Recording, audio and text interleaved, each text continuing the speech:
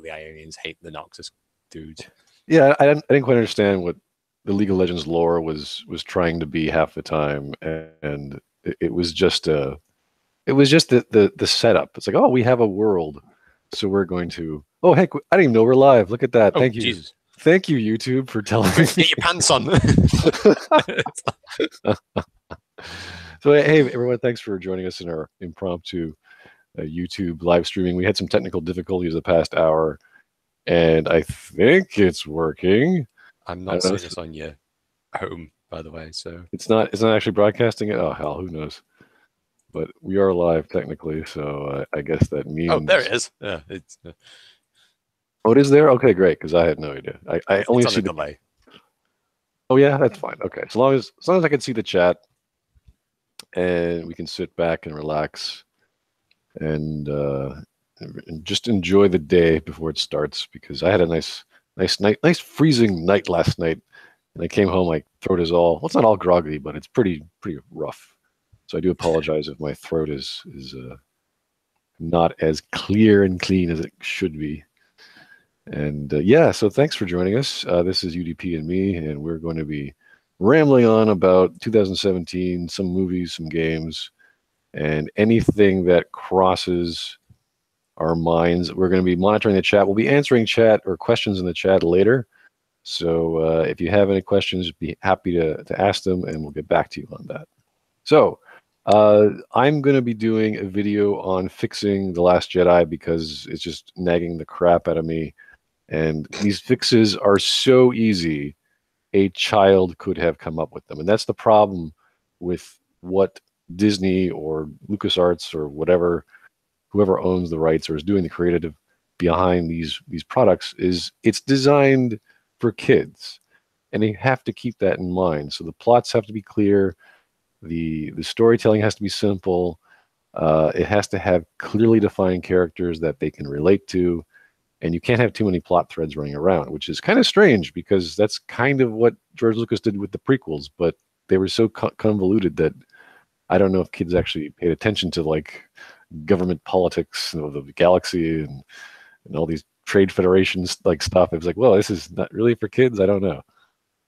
Yeah, the Trade Federation has the massive army. Are you sure you're a Trade Federation? Oh yeah.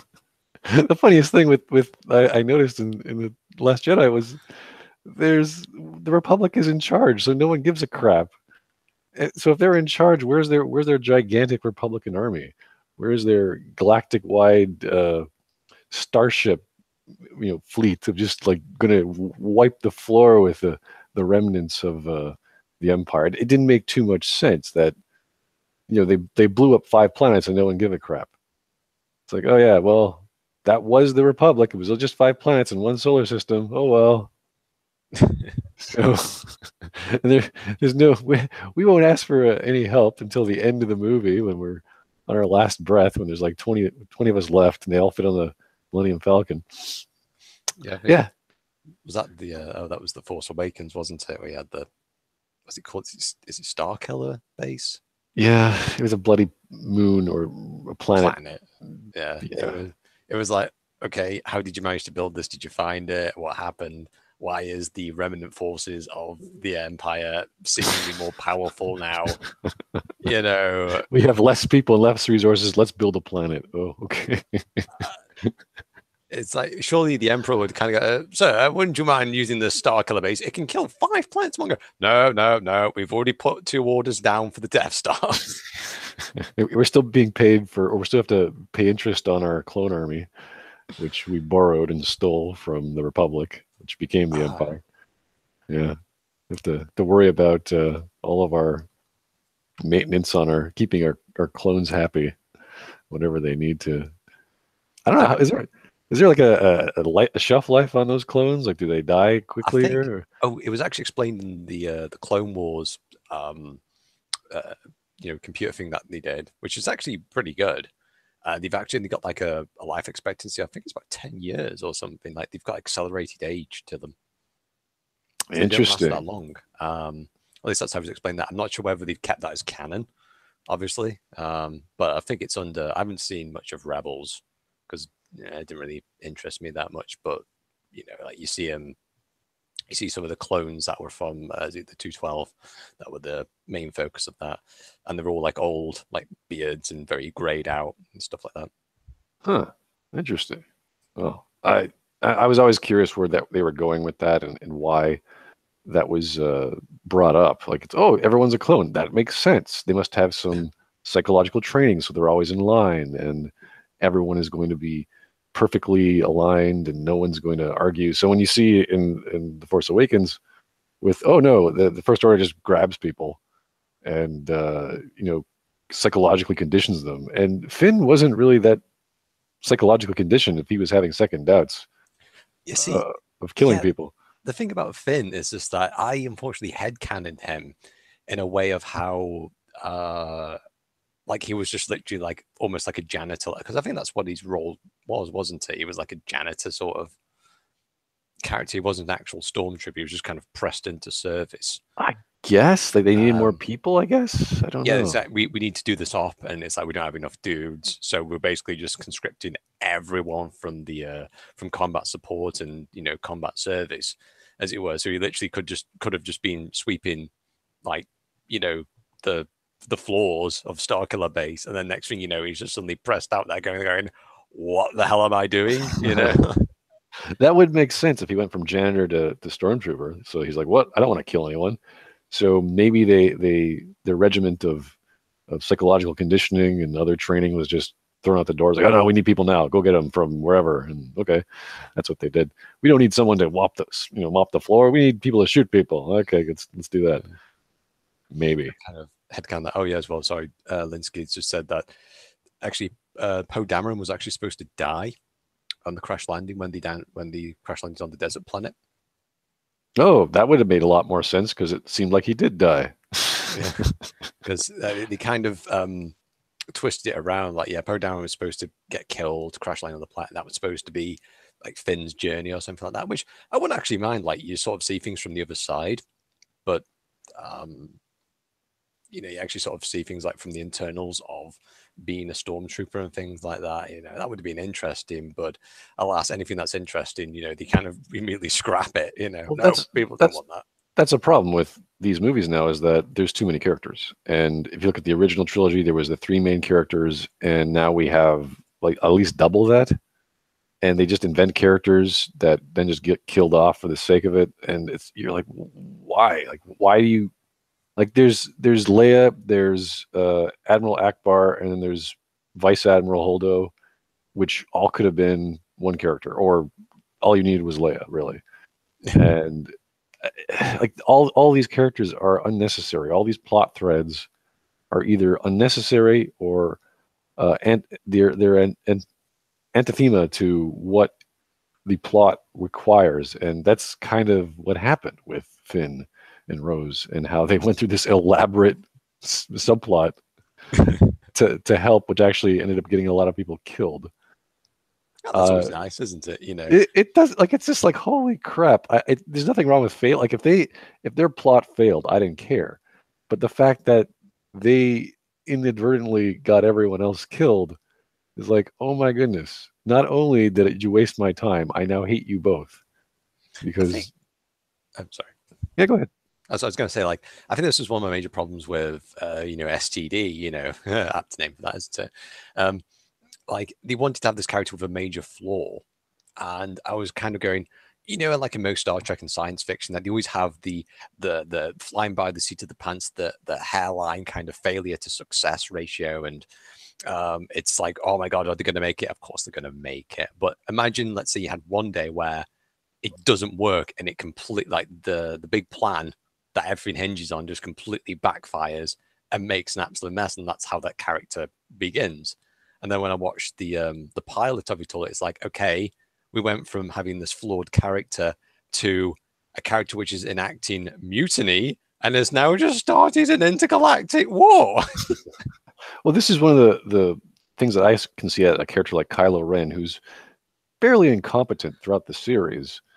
And he's supposed to be a fanboy of Vader. He wants to be like Vader. Cool. This is original. This is simple. It's not a stretch. He has some force powers. Okay, he's got some skill. So we can like him and hate him for many reasons. He has flaws. He has problems. he's childish, etc. Great, we can work with that. Then you have the opposite of him, which is Rey, who has no flaws, has no backstory, doesn't need anything to do with the Jedi or whatever the Empire is or whatever other things that are around her. She just can pick up anything. She knows everything. And you're like, do I really care what happens to her? And there's a scene where in The Last Jedi where she's about to be killed, and I'm thinking, all right, yeah, this is what you need to do. This is a useless character. She's just there for the sake of having a character. She's largely irrelevant to the plot. We've discovered her backstory is irrelevant.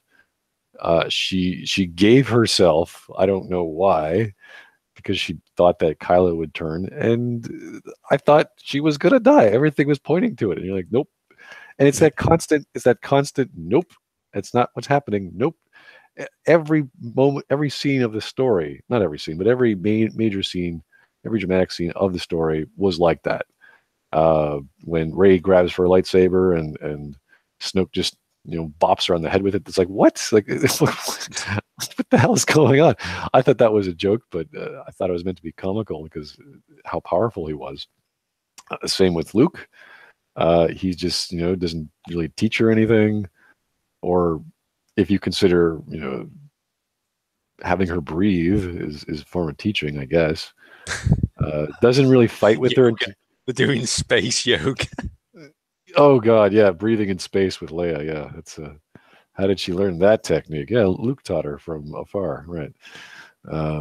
It just everything was just not what you wanted. Like if you go to the second part of a story, imagine Mass Effect 2. You're playing Mass Effect 2. All right, I'm going to find out what happened to Shepard and his team, and we're going to go fight the Reapers or figure out how to fight. No, we're going to go to Omega and we're going to party with some strippers and we're going to go fight some gangs, which is not too far away from what we actually did do. But it was a side story that just threw away the buildup of the first story for the sake of it. Why would you do that? Why? Like that's not what you do in a trilogy. And why they gave the second part of a trilogy to this guy, to Ryan? Is it Ryan Johnson? Yeah, Ryan. I don't know. Mr. Johnson. Let's call him that. Why they gave it to him and why he had to change things is a bit strange for me. Yeah, I think it was when I was watching The Force Awakens. The bit that really got me is that when people kind of say things like, the fight when Kylo and her are, they're engaging each other and everyone's like, oh, well, Kylo's wounded and whatnot. And I kind of went like, in Gladiator, Maximus had a bit of an old stabby at the back of the kidneys thing, and yet he still managed to beat the living 7 bells of shit out of an emperor. I'm not being funny, but dogged determination can get you through a lot. I was hoping that she would utilize her more scavenger skill set, like she would goad him into picking up a lightsaber, which would then explode on him. Like he's like, you're not a Jedi. He's like, no, I'm not. I'm an engineer. Boom, and then he gets like, he's like, and she runs away. I remember Mark Hamill during an interview where he's looking for his part in Force Awakens, and there's a scene. That's the scene where she's grabbing the lightsaber and she's using her amazing natural talent to force pull it to herself. And he thought that's when he pops in and grabs his lightsaber and he's doing his thing. Because whenever she touches the lightsaber, at least in Force Awakens, she can't stand it. It's like poison to her. It's like all these scary visions and I don't know. I guess she got over it. I guess it was not a big deal. Who knew that kyber crystals could store memories, and she could have this psychometric ability to touch said piece of like object and just read the history of it. Like who knew? Genetic memory. Who knew that? Yeah, who knew that the Force could do that? I mean, I don't mind that they introduce new elements, especially when it's simple like that, like touching something. Oh, you can now read stuff. Okay, maybe Rey's special. How is she special? We still don't know. How could she do that? We still don't know. Either she's some sort of Manchurian candidate from some crazy Sith experiment that someone forgot about, or there's no logic. There's no point. You cannot have a plot if there's no logic. You cannot have a character who's believable if it doesn't make sense to you what is going on. So I had the same problem with my playthrough of Dragon Age. It was like, why are these events happening? Why am I so important? Why couldn't these plots resolve themselves? It's a bit sad, but there are some conventions you have to make. Okay, you're the main player. You have to do something. You have to have some sort of control over a scene. You have to, pull the trigger. You have to pull the lever. You're the only guy. That's fine. Okay, I understand that for gaming conventions, but when you have just one media, or one medium, which is film, and it's not explained to you in the most clearly shown reasoning, then the attempt at drama, the attempt at storytelling for the event that you're trying to get into is just gone. And I think you showed me a really cool video about the editing of Star Wars. I just watched it this morning. Oh yes, that was a 20-minute video. That was like there's three parts to a movie. There's the script, there's the production, and there's the editing. And during those three parts, the whole story can change. And if it wasn't for editing, like, so many things would have been up in the air. Like, why are we showing scenes of Luke on the whatever, the farm, and he's just talking to his other droid and it breaks down? You're like, what? Why did I have to see that?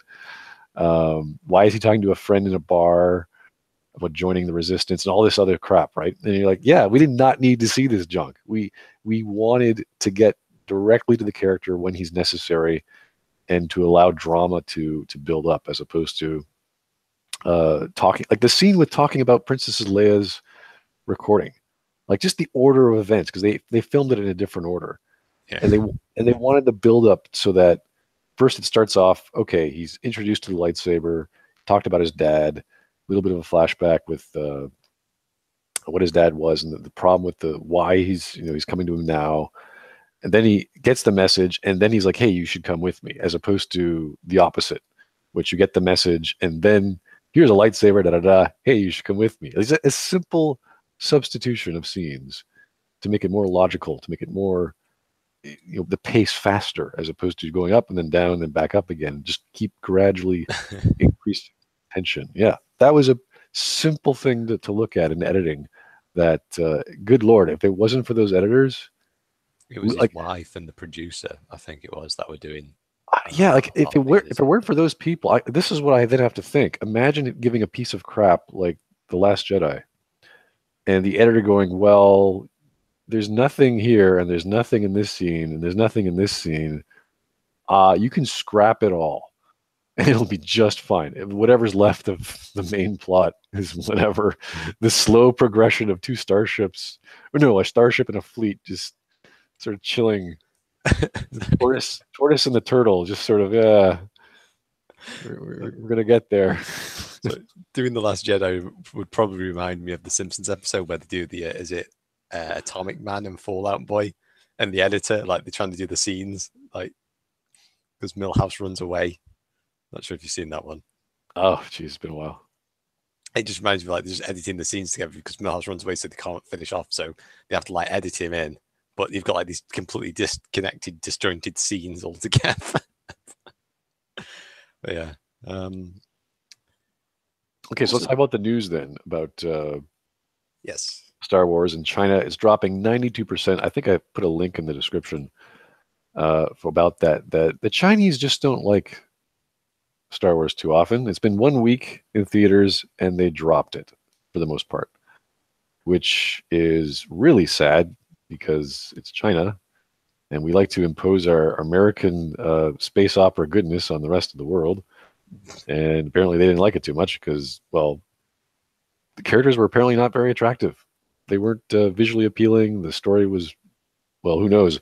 If they're not going to it, they probably have no idea what the story is, and it was just basically an advertising thing. So if it wasn't being marketed to, or marketed well to a certain audience, they're not going to go out and buy it. So I think the Chinese need to be sent to the re-education camp again. Yeah, we gotta bomb a few villages. War is important, people. Watch our media. We call it Star Wars for a reason. You're either going to be a star or there's going to be a war. Take your pick, China.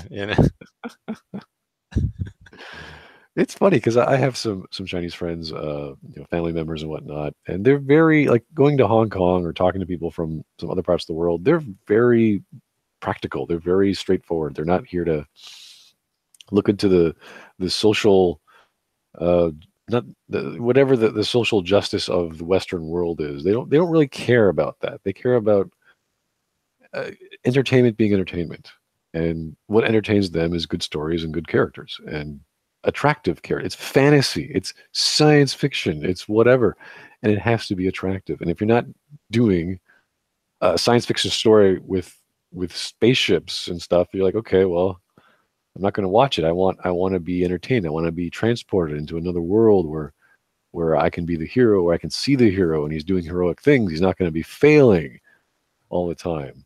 Or if he is going to be failing, he's learning, because I fail all the time in life and I want a fantasy. I want to believe in something greater than myself. And for those 2 hours, I can do that in a good story, in a good movie. Yeah. This is basic stuff, right? I don't have to talk about the tenets of media over the past few thousand years and what drama is and what catharsis is and why we like movies and video games and stuff. Oh, should be pretty simple. I think for the record, I sexually identify as Voltron. So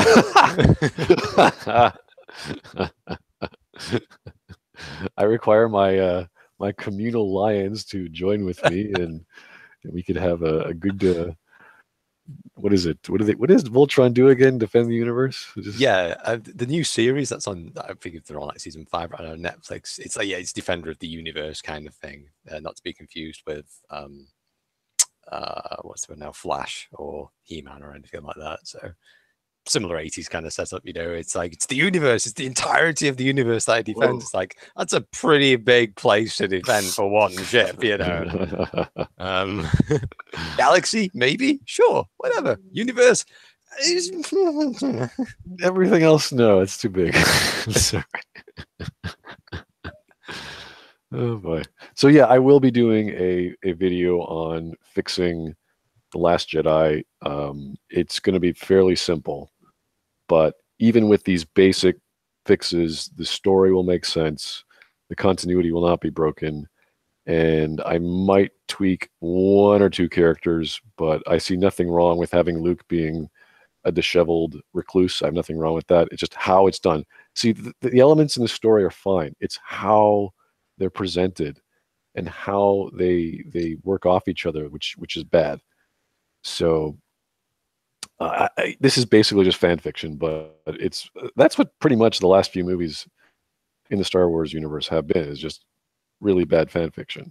And I can't believe that even a guy like J.J. Abrams, who can take Star Trek and make it new, in whether for good or for bad, he can make it worthwhile to some audience. And I've not seen a Star Trek or a Star Wars movie worthy of a title for 30 years, 35 years. I don't know. Hard to say.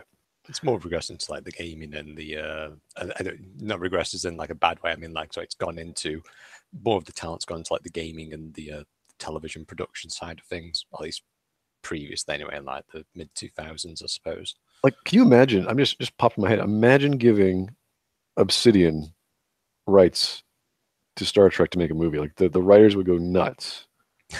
They would go like, oh my God, we have like 30, 40 amazing. No, we have 10. No, we have 6 really great stories, and we're going to vote and argue about the best one.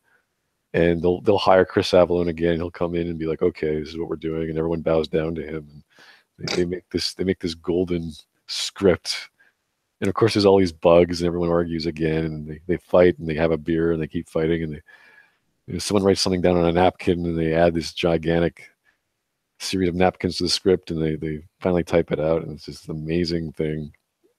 And that's what they could have done. They could have asked people who actually did good stories in the past, 15 years, 17 years for Star Wars, the expanded universe, all the Clone Wars. Got rid of that. Yeah. Expanded universe and the I thought you got the expanded universe and you got the other one. Is it Legacy? Because there's 2 that they did. I'm not fluent. They just got rid of it. Yeah, I haven't seen the Clone Wars. I've seen like 1 or 2 episodes. I thought they were good. They weren't like great. The 3D stuff was okay. 3D Yoda or 3D whoever. They look like Yodas. Yeah, seemed okay. Like I wasn't blown away, but if it's you're targeting young adults or whatever age group, it's seemed fine. And that's pretty much the demographic. You want to hit those adult people, which will still appeal to the hardcore fans anyway. So yeah, it's the same thing with Mass Effect or Dragon Age. There are still going to be those hardcore fans of fantasy and science fiction, but you don't have to try too hard to hit that demographic of, well, for Mass Effect, I would say it's the Star Trek people. Those people who like the harder side of science fiction. They like diplomacy. They like bigger, more broader science fiction themes, as opposed to the Star Wars people who's all space opera ish. That's sort of hard to say because you can't say Mass Effect is space opera. You can't say Star Trek the movies at least are space opera ish because they're bigger, they're glitzier, they're more explosions and which is a big detraction from the TV series. Yeah. At least the original Next Generation series for what they were popular with in the movies in the theaters. Yeah. Speaking of which, of like things like Star Wars technology, I haven't seen The Last Jedi, but I've only heard bits and pieces. Like I heard the bit where they used the hyperspace ramming speed thing, right? But it's like, did the Empire completely forget that it has interdictor ships that actually stop hyperspace from actually happening? Like you don't want these ships to get away, and you've got ships that can prevent them from getting away. Why aren't you using them? Like, right? Did they lose them? The idea in any kind of science fiction or sci-fi that has these ships that can travel faster than light or go into hyperspace or go into whatever, the common problem is, okay, well, once you have this, why do you need lasers? Why do you need projectile weapons? And when you can accelerate things to near light speed or even faster. And that's a thing called RKKV or realistic kill vehicles. And I provided a link in the chat there. An empty, what? It's not empty. I just linked to it. Let me try again. My apologies if it's wrong. It's empty like your soul. Oh, you know what? It is. That's strange. Through my chat link, it's empty. But when I do a search, okay, that's weird. Thanks for pointing that out. Just do a search for that, and you'll find that this is a common issue in science fiction. That if you can do things like this, because I talked about that in my first Last Jedi thing, where if you have infinite energy and infinite mass, the explosion that occurred in the movie would be way more spectacular. I mean, I'm talking like magnitudes of just whatever calculation you're trying to assess. Like imagine a tennis ball. Like a tennis ball would be like, I don't know how many dozen nuclear bombs, like hitting something instantly. Like what would that do? Like if we're talking about a gigantic cruiser that was rammed, that thing would have annihilated everything in the area, let alone you would have decayed the system. Yeah, you would have the planet would have hit it. The planet would have felt it. How far away that thing was. I don't know how much damage that would have done. You have to calculate the radial explosion of so many megatons of nuclear bombs, and then the radiation and the all the other debris and all things like that. What that it would have done to the planet, and then the ships that were going to the planet, like who knows? Like it was like so obscenely powerful. So to have that creative touch, say, okay, it just sort of branches out as it hits something, was a cop out. But maybe hyperspace or maybe light speed works different in the Star Wars world. I don't know. I don't think they really talked about too much how they go quickly. I just thought it was just going really, really quick, as opposed to a warp field or a bubble or a subspace bubble or anything like that. So it was a bit weird in that capacity of how you can do it.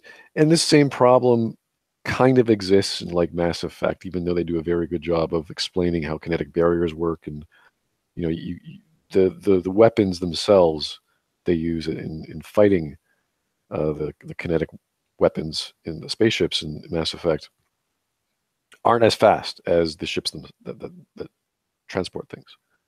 So they are very quick, but not as destructively fast as multiple times faster than the speed of light.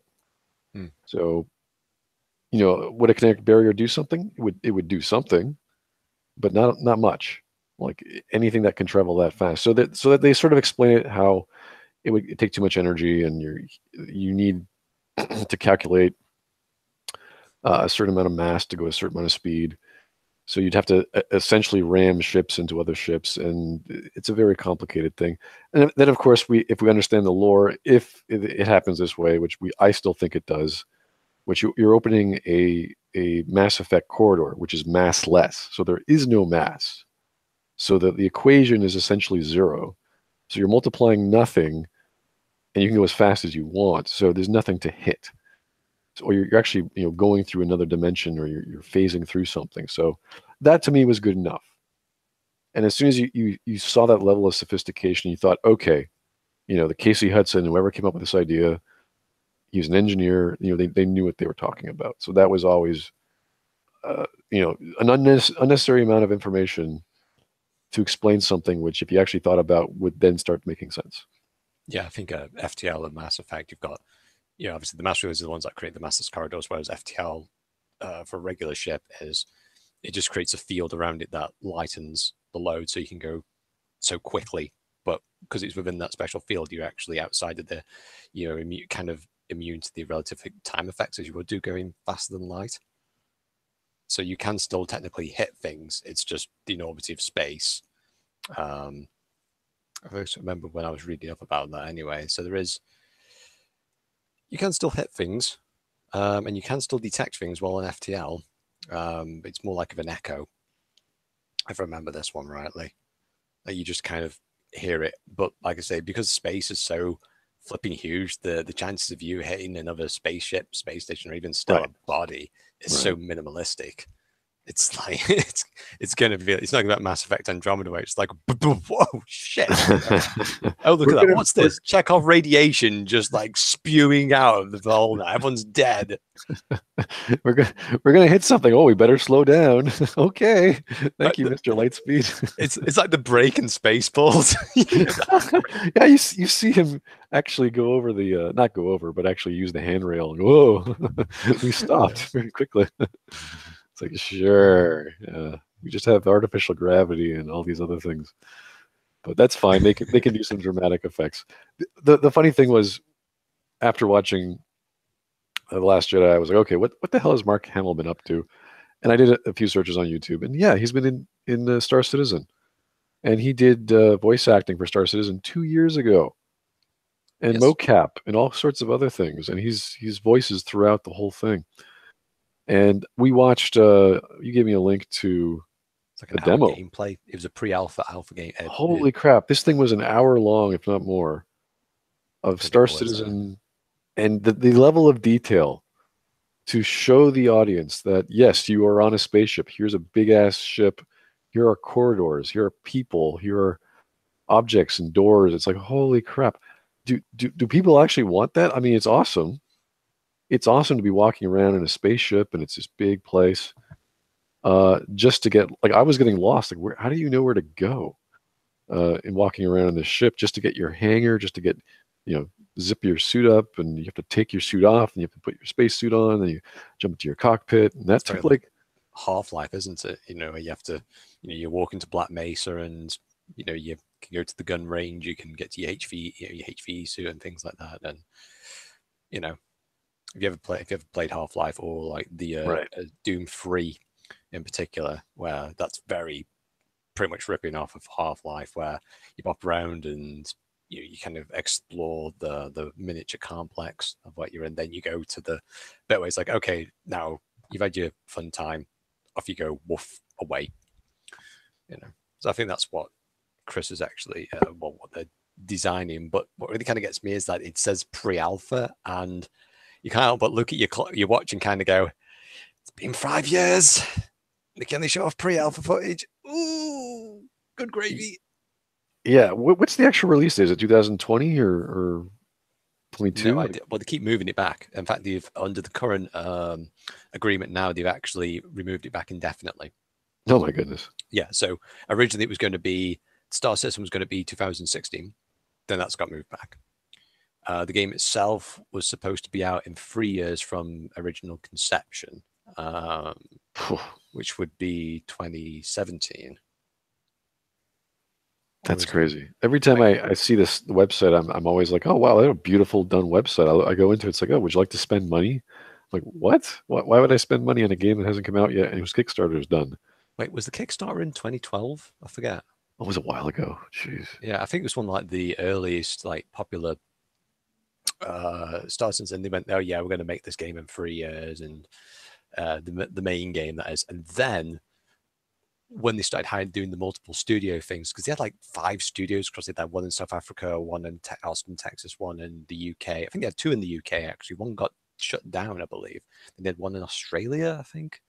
And then they decided to break Squadron 42 into a separate gameplay thing, which is, I believe, is the major cause for Crytek to actually sue RSI over this, because it's breaking the GLA. I'm not a lawyer or attorney or anything like that. I know nothing over the definitions and the language being used here. I'm just reading of what I'm seeing. So I thought it had to do with them switching the engine to the Amazon engine or whatever the Lumberyard.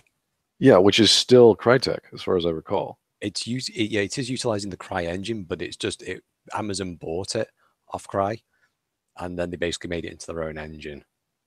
So it is still technically it still is actually a different engine, because Amazon have modified it to a degree that it's like Ubisoft.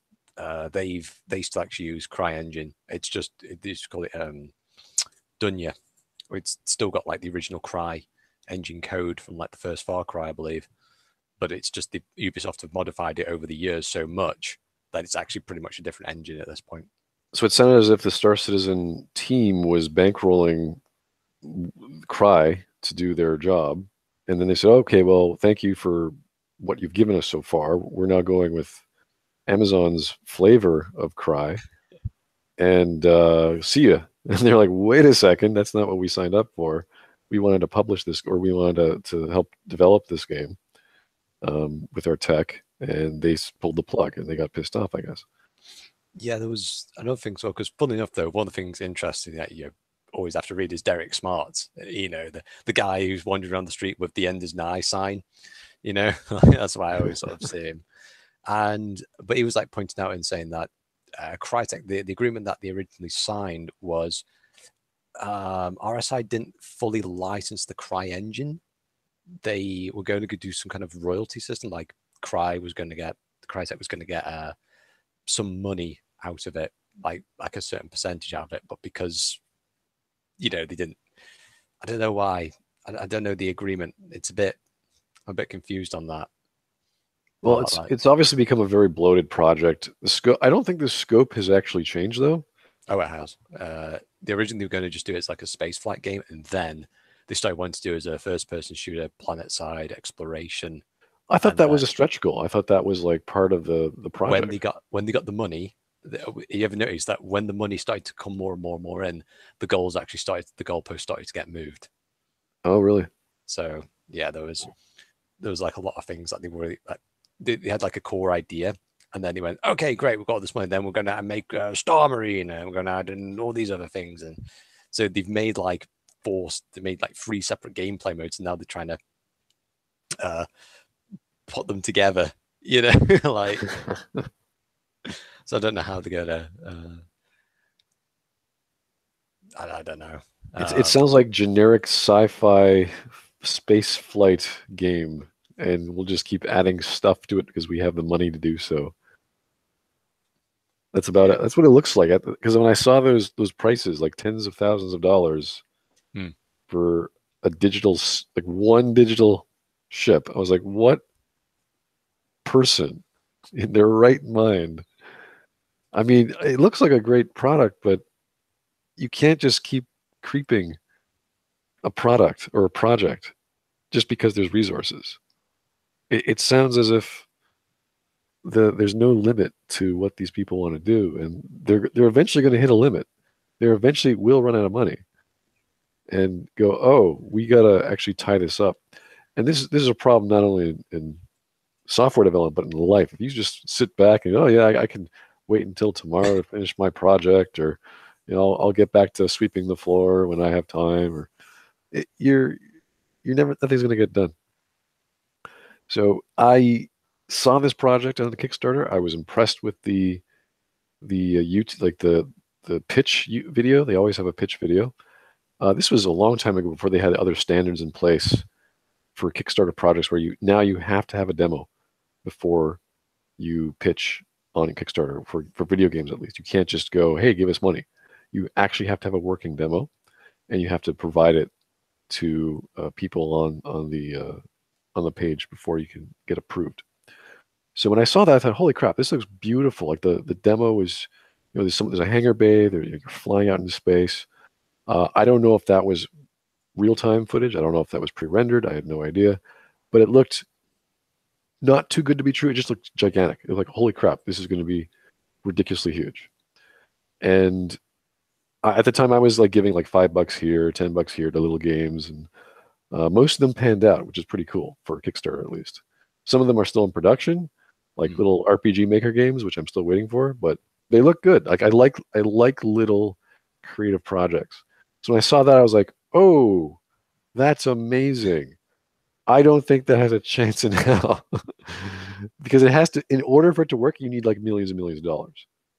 And then when I heard it got it, I was like, oh my God, it's actually going to happen. And then like 6 months later, it got like even more money. And I'm like, okay. And it became like, was it 200 million, something ridiculously high? 157 million, I think, is what they're on right now. Might be a bit more than that. And I thought, okay, this is stupid. This is getting like, if you go past 20 million for a game, wow, like that's, and you're an indie guy, or you're coming to getting people online together to work together on a project, that should be more than enough. Unless you're trying to do the next World of Warcraft or whatever, that should be fine. 20 million. You're not trying to reinvent, Grand Theft Auto. You're not trying to, I don't know, do a procedural generated game like other Star Citizens clones-ish games out there, like Andromeda or whatever Andromeda was supposed to be at the start. You're just doing an independent space game. You got some ships, you got some cool designs, you can customize them. You hire a good musician, you hire some good voice actors, boom. Extra few $1 million, make even more content, same thing, not changing the formula, you're just adding to it. You're making it better. $87 million. Jesus, I was 187. Wow. I was off the mark of that. Jesus Christ. Yeah, what are they gonna do? Buy more blow for their strippers and like Lamborghinis? Like, what are they do? Yeah, I don't know what it is, but when Chris actually like did the whole like Kickstarter thing, I kind of looked back on it and went, this dude, he's living a good lifestyle. He has more than enough personal funds to make a proof of concept before even approaching Kickstarter. And I believe that's how he should have done it. He should have gone, right, okay, I'm going to get a couple of guys together. We're going to make a proof of concept. This is the engine that we're going to use or whatever. And then start it off from there. And then kind of go, okay, this is the idea. And then the Kickstarter happens. But instead, like a lot of Kickstarters, it starts off with an idea, then they get the money, and then they start the production cycle through that way. I mean, you look at, what's his face now? Is it Tim Schafer? Oh, yeah. You know him. He's absolutely renowned. He's like as drunk as a poet on payday when it comes to bloody Kickstarter funds. It's like, oh yeah, it's going to be great. It's going to be this, and it's like, oh right, isn't that? Oh, where did all the money go? Yeah, where did all the money go? Because the darkest, like, I'm not against like Kickstarters or early access or things like that, but I think the darkest side to Kickstarters is that you're kind of in this weird area whereby your investors are also your consumers. So it's like, how do you actually treat them?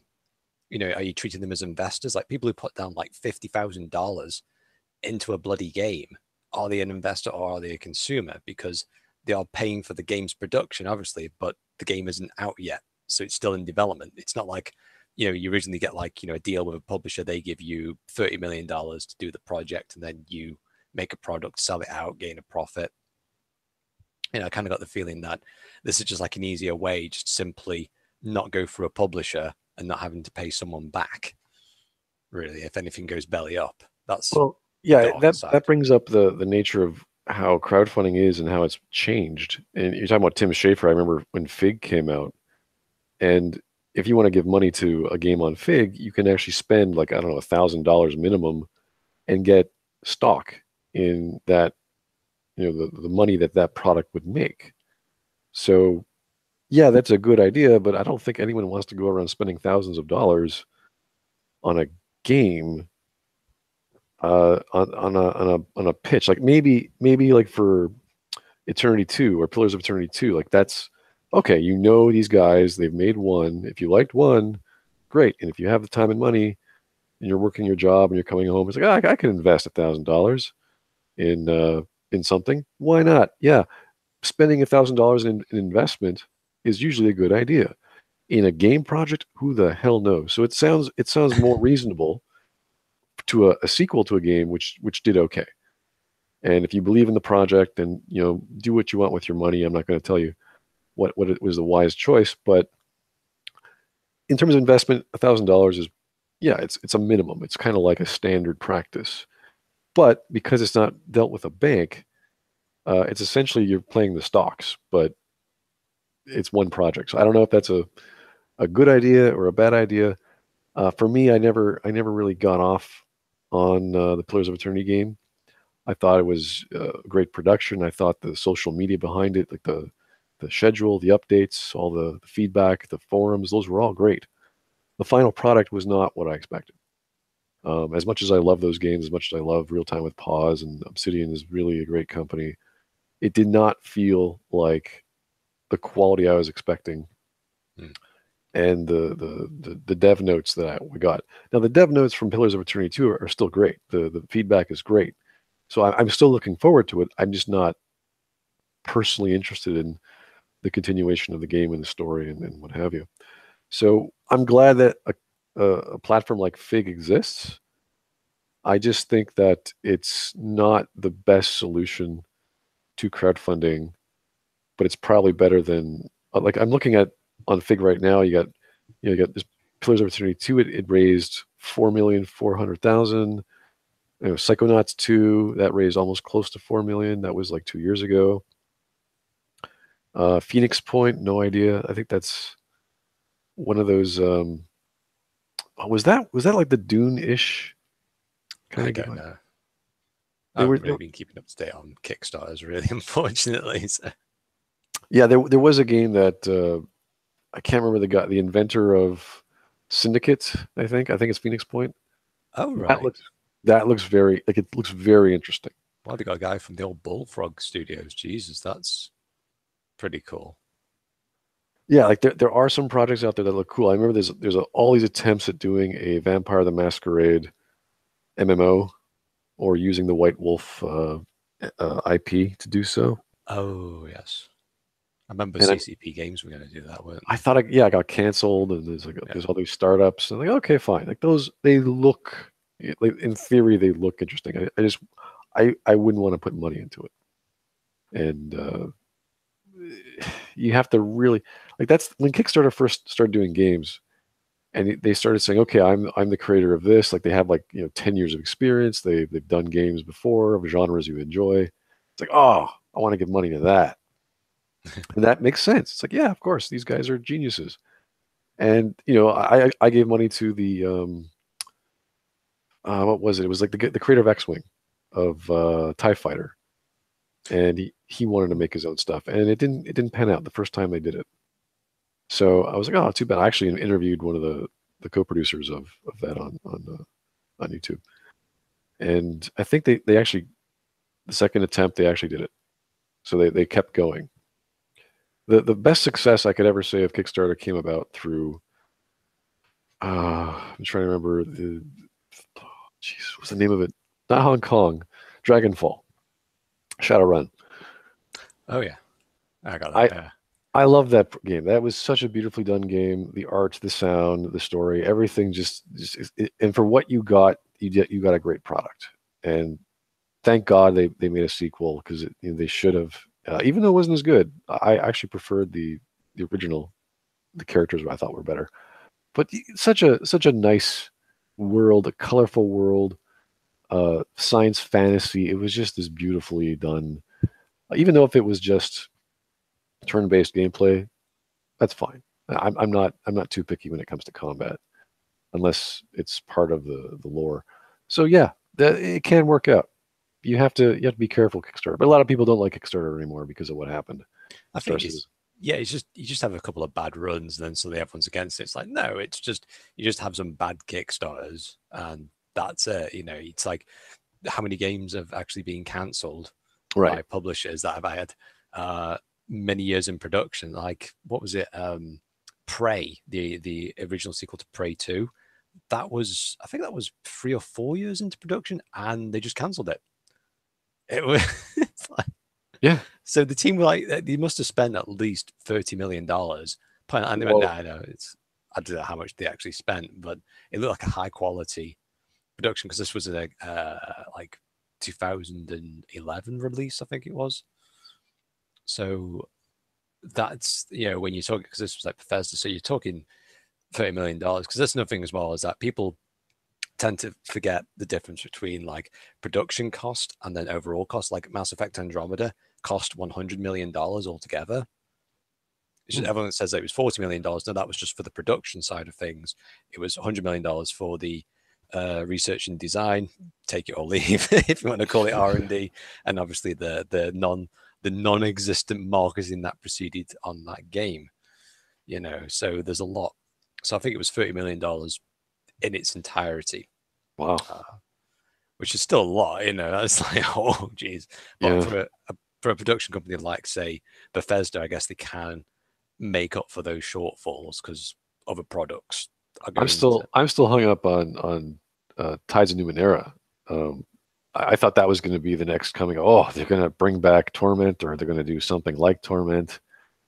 And again, it was like a piece of fan fiction of a bunch of hardcore RPG guys who, as much as they loved Chris Avellone and they brought him on board, they did their own thing, and it wasn't the same. It was just nowhere near the same level of quality, and they were doing things that they shouldn't have done, like having this ridiculously crazy setting, having characters that were so strange and weird you didn't really get along or understand their scenarios. It was always a weird. It was just too weird for me to even to get around. And then they had that weird, which isn't bad. This idea of having text on the screen and having all your choices be text branches, and that's fine. Like everything about that is fine. The artwork was garbage in certain cases for these still images with text overlays. This could have been fantastic, and it just was mediocre to the point of being absurd or absurdly uninteresting. You can go too far in certain areas in fantasy and science fiction, and once you do that, let's say hardcore science fiction, once you do that, you have to know your audience because there's lots of hard science fiction, like Greg Egan. When you read his stuff, this guy's a researcher, so he knows all kinds of like string theory and he like every page was filled with jargon you never heard of before. So you actually have to stop and go online like, what the hell is it? What the hell is that word? And you have to find it out. And it's like, okay, I sort of understand that. And then you go back to the book and you're like, what the hell are they talking about? And you do that every second page. You're like, I don't. But that's how smart this guy is. So when you read stuff from him, you're lost half the time. It's an amazing story of aliens and inventing technology, which is frictionless and can withstand all these things. And you're digging into a supernova and all this weird stuff that you would never even think of going through. And he has this scientific understanding of how some of that could work. And you sit there like, wow, this is so crazy. and you lose the majority of your audience because your audience is not going to sit through hard science fiction just to interpret what you're seeing. So when you have extremely weird scenarios or really dense descriptions or dialogue, you're going to lose your audience. And unfortunately, with Numenera, they lost the concept. They changed the concept. Their setting was so far out there. This could have been a great story. They could have, like, the video alone, the pitch, not the pitch video, the final trailer was really good. It's like, wow, they're telling a story about a guy who's jumping bodies, and you got to go find him because he's creating this well, originally it was the Angel of Entropy. Now it was just the Sorrow. Was it the Sorrow? I'm trying to remember what the name of the thing that was chasing you and everyone that was a shell of their former master. And it sounded, wow, there's lots of suspense here. There's going to be lots of things to investigate. And it just became this text crawl. It became this giant, and the style of text, you have to actually like the descriptions. It was just unnecessarily boring, which is sad. So yeah, you can have bad Kickstarters that sound great and actually finish, and the end result is kind of meh. So yeah, it's not the greatest investment. It's not the greatest idea anymore. So,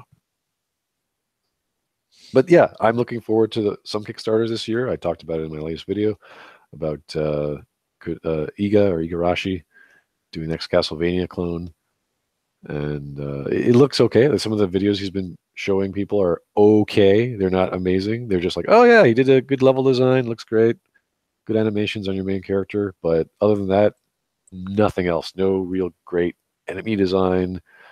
Boss fights are okay.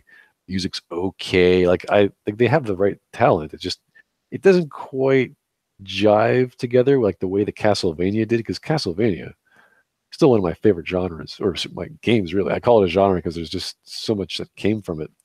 They take horror from the 1920s and 30s, all the B movies, all the silly Pulp Fiction and whatnot.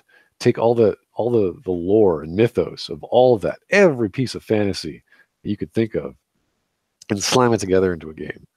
And that's why Castlevania Symphony of the Night is one of my favorite games of all time, because it has just oodles of lore from random things. And they got away with it. They just throw it in there and put it in the blender.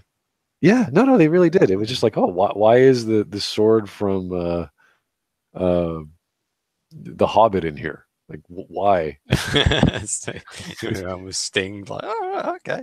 Does it glow blue? Yeah, they have stuff like that, and it's just so like playing it as a kid. If you read any fantasy books, you're like, hey, I know that. It's like, what the hell? Reminds me of Richard Garriott when he was doing the Ultima series, when he actually mixed them in with was it Wing Commander that Origin was doing? Really? Yeah, because there's a bit in Ultima 7 where you actually you actually see I forgot what is it, Kalrashi, a fighter. Oh, wow. And you actually see it there. So it's basically saying that like some of the early iterations of like Ultima, where you actually go around and you fly around in space, you take out spaceships. It's like you're actually flying in the Wing Commander universe. It's absolutely like, oh my God, he just put Star Wars, Lord of the Rings, and just hit pure A and just made just pure awesomeness. I think Noah Antweiler, the Spoony one, did like a series on the Ultima series. It's actually something I'd recommend watching, because he actually goes into it, because he's all right at doing these things. I'm not sure about today because he's been off the grid for a while, but he does a lot of like in-depth stuff about the Ultima series. It's pretty darn good. Just how crazy Richard Garriott actually is half the time. He's proper off his rocker. And then obviously, was it Ultima 8 Pagan? I think was the one where EA basically turned around and just said, yeah, you want to make this game out in about 8 months? Yeah, you're going to do it in 8 months. And they went, what? So yeah, that wasn't very. Was it EA that with the? I think it was. And this was like in the 90s still. So because it had that kind of isometric Diablo feeling, I believe. Well, there is always the option of having games that are made on mobile devices, which are a lot smaller. And it's not just once you make it, you're done. Once you make it, you maintain it, you add to it. I know I got a comment on one of my videos about, because I talked about Brave Exvius from Final Fantasy, which a lot of people consider just to be a cash grab because there's all these whales on the game, so they just spend hundreds and hundreds of dollars every month to pull their randomly generated hero. And I never like it's not to me. I don't spend any money on these games. I just like them because not only are they high quality because there's all kinds of sprite art and music and sound, they are just simple, fun games, and the stories aren't amazing. Some of them are pretty stupid stories, but there's actually some decent characters in these games. And yes, some of them are from other stories, which is stupid, but the actual core game, the core plot is like, okay, it is a Final Fantasy game. And it's about two friends who are like brothers, and they try to go about saving the world. That's it. There is some drama in there. There's always someone's dad, and they got this big ego of, am I as strong as my dad? What is my dad doing? Does he look up to me? And the same problem with the friend. He wants the dad to acknowledge him. These are basic ideas. There's nothing inherently special about them. But because so much time is given to that aspect of the story, as opposed to the main plot, which is, save the world, whoop-de-doo, then they focus on that more. So a lot of subplots and events they have, like for Christmas or winter or whatever seasons that attracts people to buy stuff, focus on that. So yeah, it is kind of silly, and it's kind of like watching a soap opera in that regard. But that's it. That's a simple little vice of mine to play these silly little games where I don't, I'm not spending money to see where the characters go, and it's an ongoing thing. This is a huge, like 100 million downloads or whatever the heck the crazy amount is.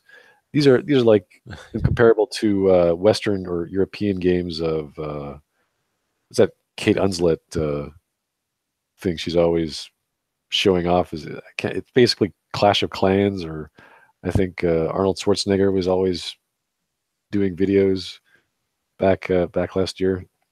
Some war game.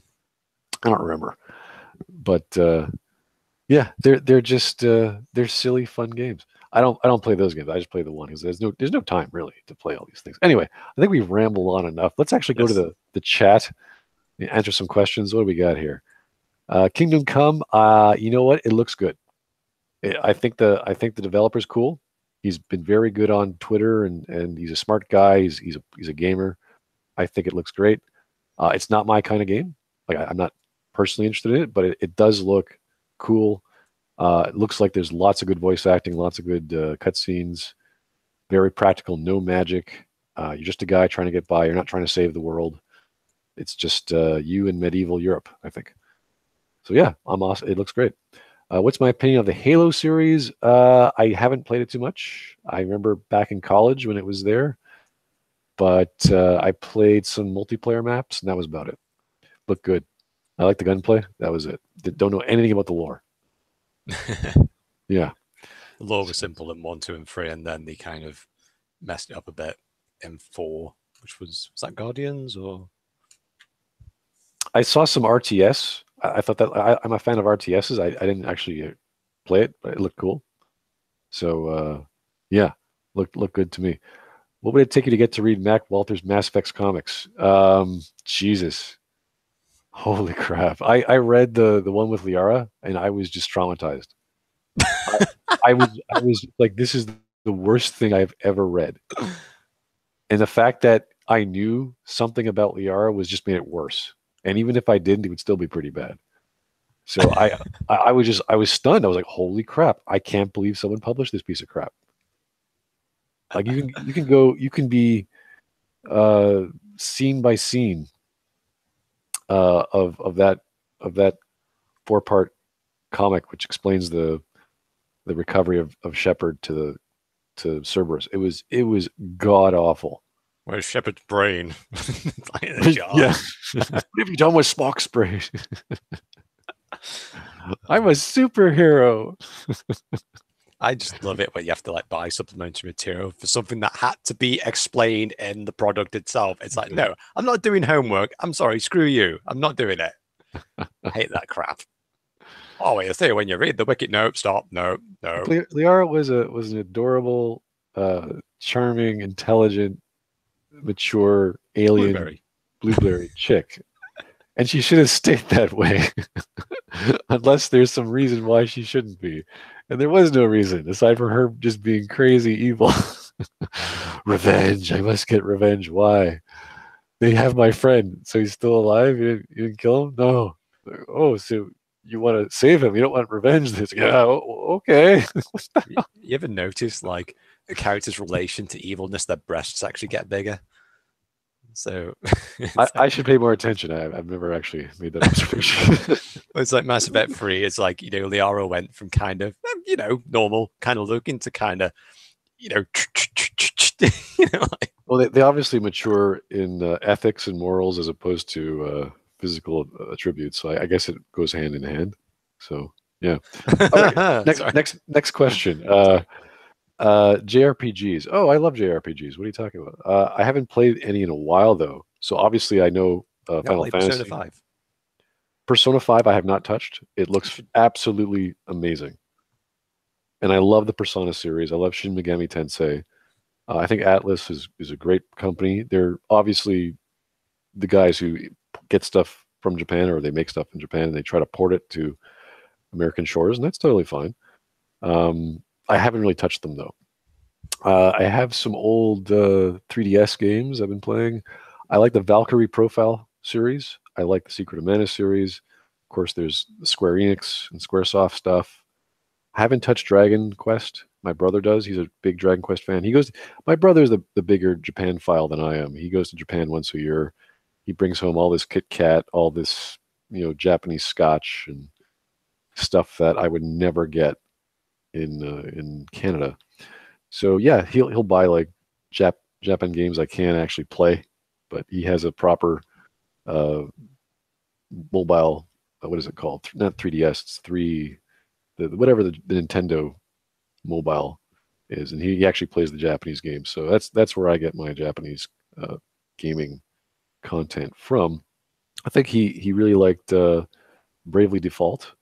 That was a really cool game. I played it for a bit. I was impressed by the gameplay, and that's really what it is. It's a game centered around the gameplay of what it means to be attacking and defending, and building a story around that. So it's a brilliant idea, and I'm glad that we see simple games like that can make a decent story out of a simple game mechanic.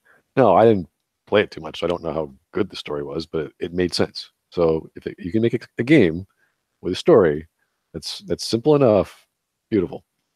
I'm trying to think of other JRPGs, but the ones that stand out are always the classics. So Chrono Trigger, Final Fantasy VI, Secret of Mana, of course. And I think Secret of Mana is having a remake. Is it this month or next month?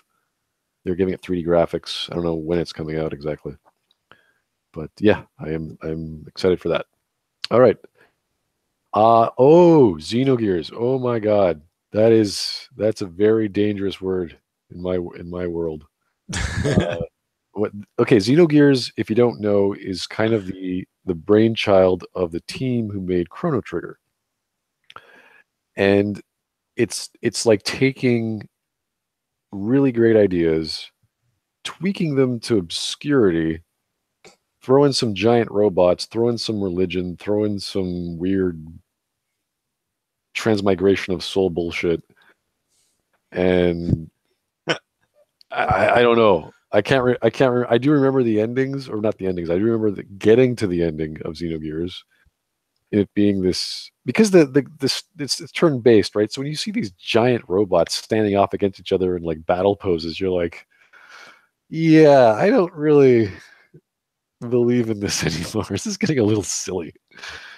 So yes, it was beautifully done. It was put together wonderfully.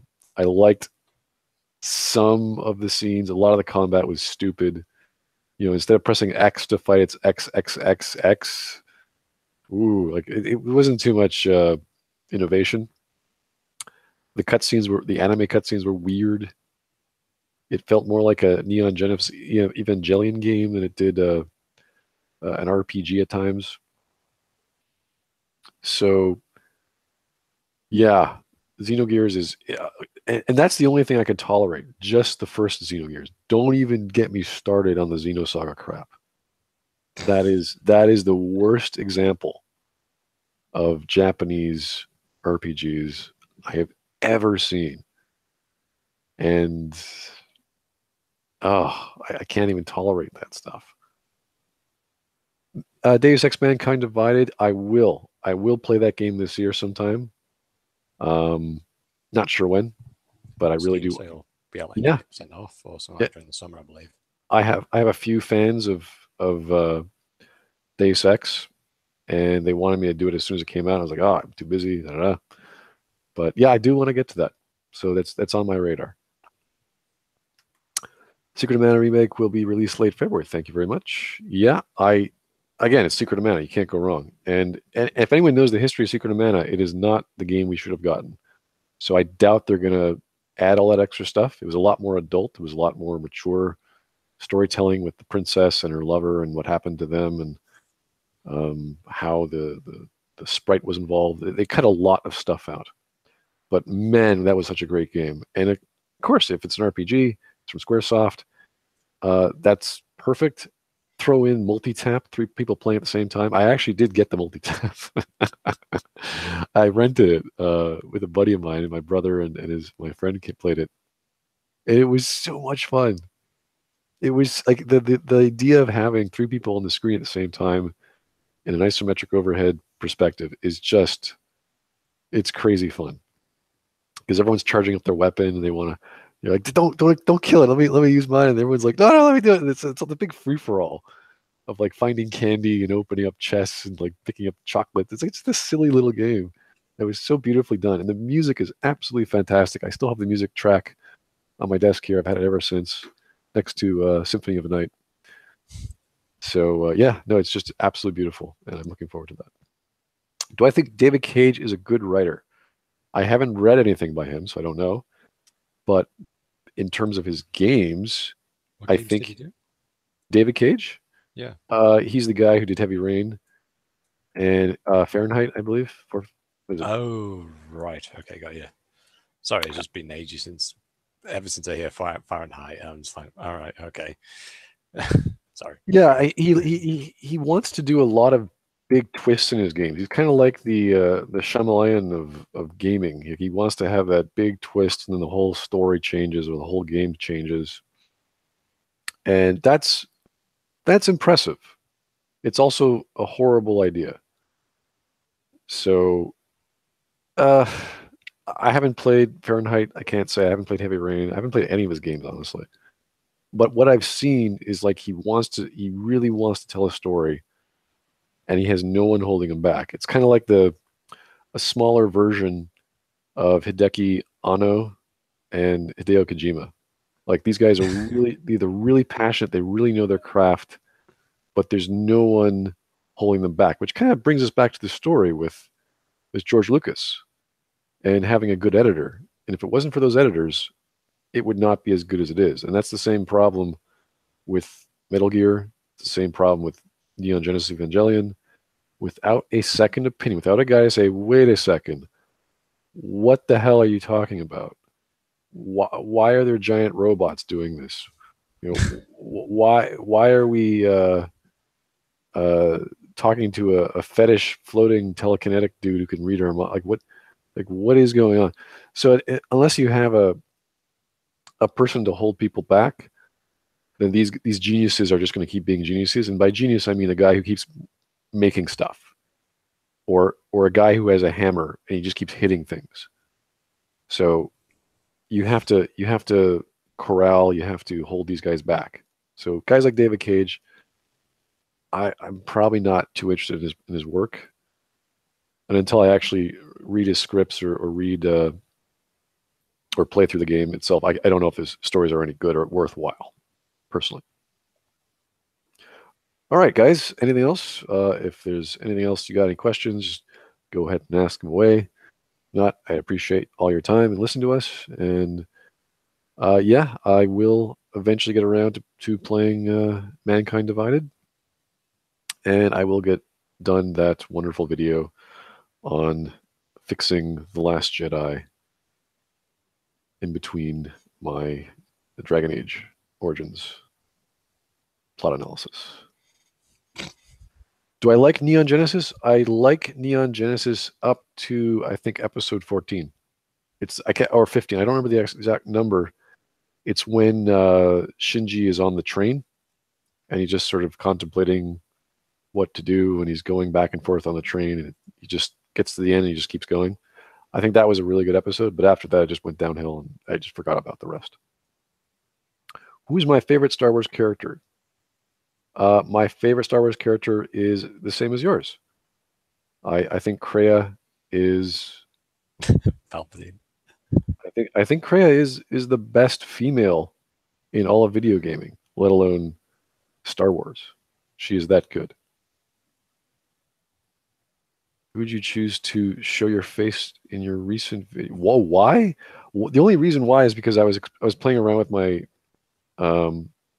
my video software, and then I started playing around with my my cell phone, which has the way you use your phone as a webcam or as a camera is you have to download some software and make a server, and you broadcast that server to a capture device. So that's what I was doing. So I downloaded some open software called OBS Studio, and I was playing around with that. I thought, okay, this would be fun to play around with. And yeah, like I don't really care filming myself. I don't think you guys care either. It's like, whoop-de-doo. Well, you filmed yourself before, didn't you, when you did the Dragon Age Inquisition trailer analysis back with General Lucas? General Lucas, a few other guys. Yeah, we were just like chilling. Yeah. That was when YouTube was doing the link to Hangouts so that you can broadcast whatever you're doing and share your screens. Yeah. We thought that would be a good idea. And it helps us get around some of the stupid copyright crap, which has always been a problem. You mentioned doing an LA Noire before. Yes, I do want to play LA Noire, but that's more... Okay, LA Noire is a beautiful game. So I would want to do... Because I'm a big buff on detective fiction. So if I were to do that, I'd want to actually do every single mystery in the game and see how it works and why it doesn't.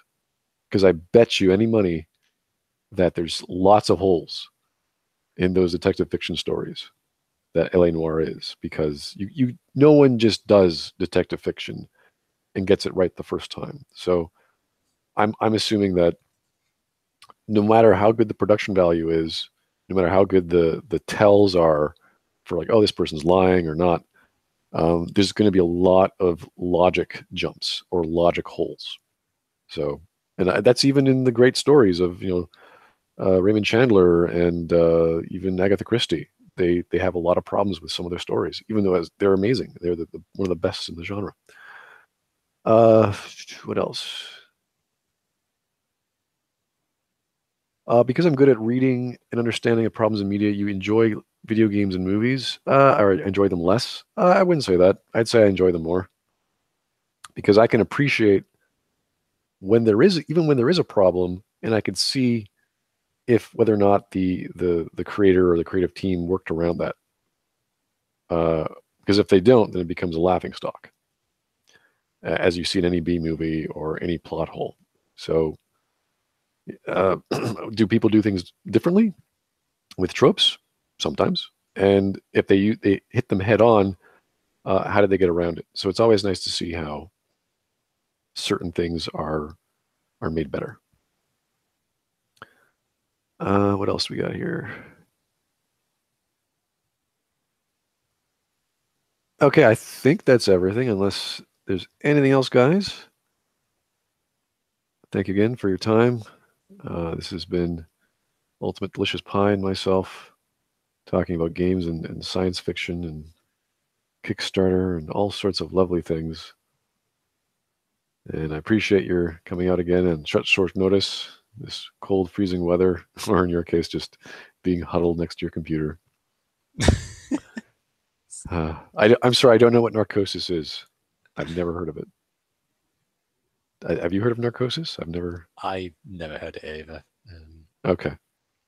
I do apologize. So yeah, I've not heard of that game, unfortunately. Cool. All right. Well, thanks guys for your time, and we will see you soon. Hopefully, I don't know if we're doing this again next weekend, but It's whenever thing, isn't it, with us? Whenever we get around to having some time, yeah, it's usually how it goes. But I will be getting people from my Patreon. I was going to get a guy this. We speak on Discord. That's what you get when you sign up for Patreon. You get my Discord. You get me and your screen every so often rambling on about what I hate or any questions you've got me. So I'm going to get people from Patreon onto chat, and you know what? You guys are awesome. So even if you're not on Patreon, I'll still take your questions through chat anyway. So thanks for your time. Talk to you later.